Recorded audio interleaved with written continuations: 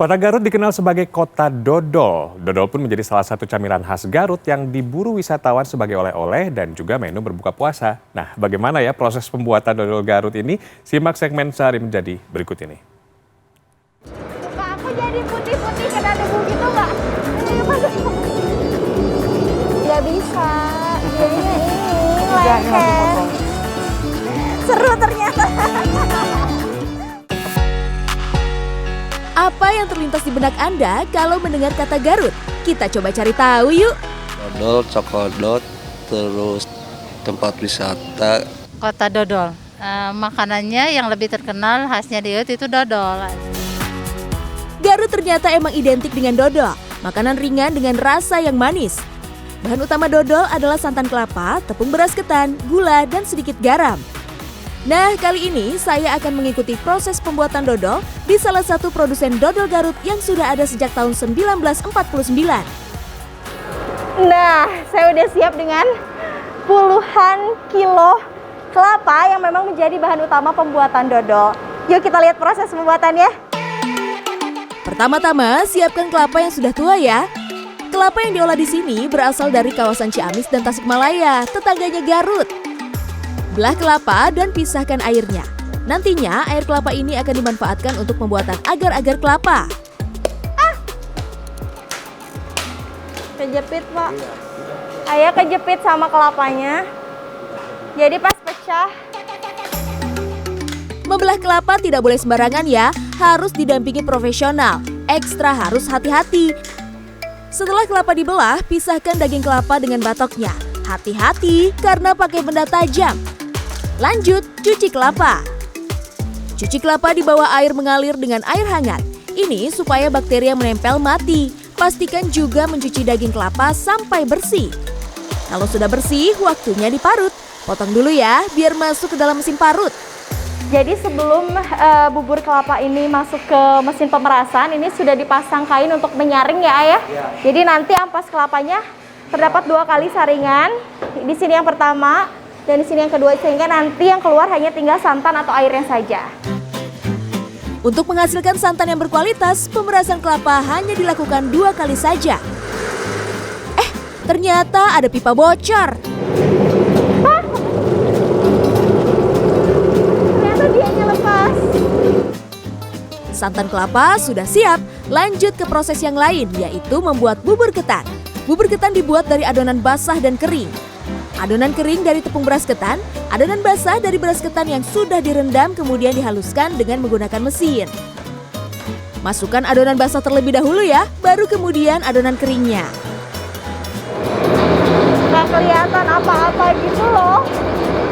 Karena ada asap-asap ini, debu-debu dari tepungnya. Aku jadi putih-putih kena debu gitu nggak?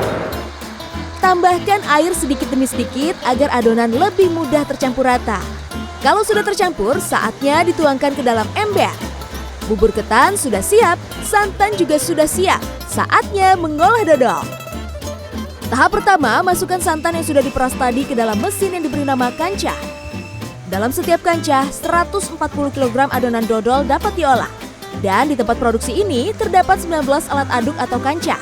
Kebayang ada berapa banyak dodol yang dihasilkan? Oh ya, proses mengolah dodol ini pun masih menggunakan kayu bakar.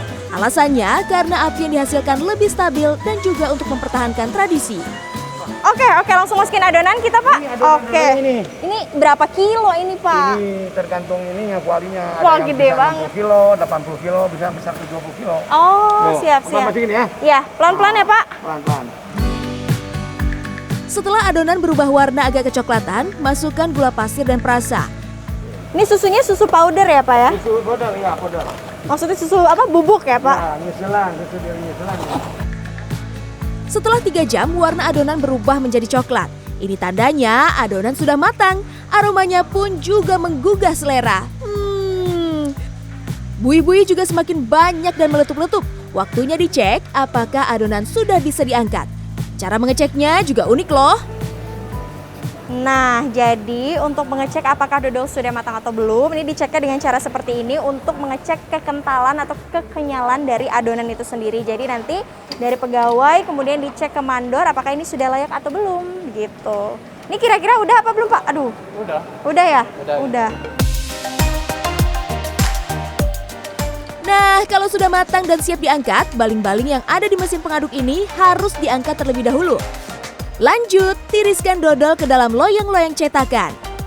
Nah ini saya nggak bisa bantu dulu karena memang adonannya masih super panas dan dikhawatirkan nanti kena tangan saya. Jadi kata bapaknya lebih baik sama bapaknya aja deh.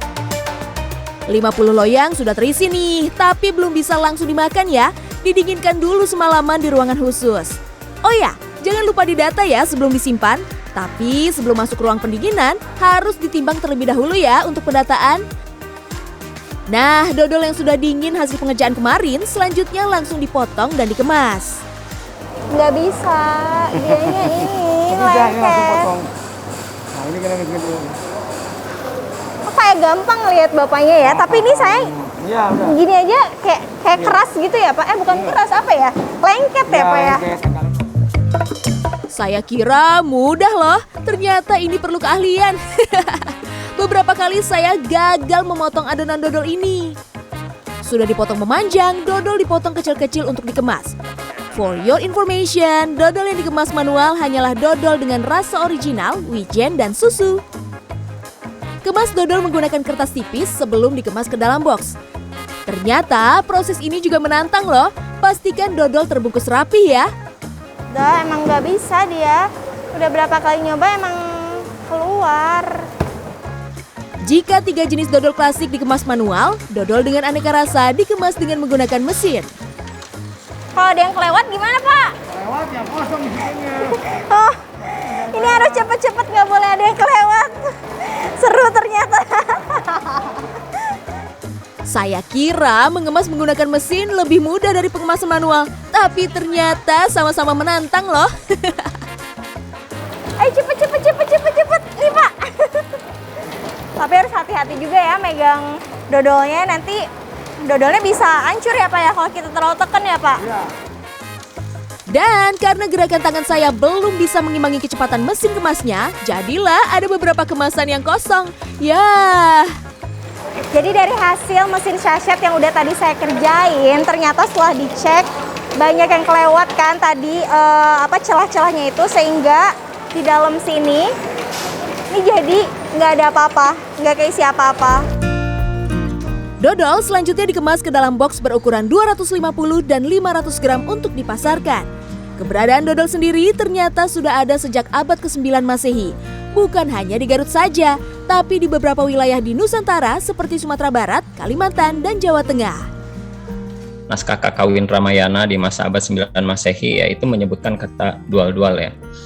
Yang dari segi nama itu merupakan asal usul dari kata dodol sekarang. Dari segi bahan ya, kalau merujuk kepada hasil penelitian arkeologi, filologi ya dari para ahli yang menemukan bahwa bahan baku dodol dulu dengan sekarang nggak jauh berbeda ya. Dodol Garut ini tak hanya dipasarkan ke beberapa kota di Indonesia, tapi juga diekspor ke negara tetangga seperti Malaysia. Perjalanan saya dalam sehari menjadi produsen dodol Garut ini ditutup dengan berbelanja aneka dodol khas Garut. Semoga eksistensi dodol Garut ini tetap ada ya. Rizka Rizlia, Siti Irfan, Garut, Jawa Barat.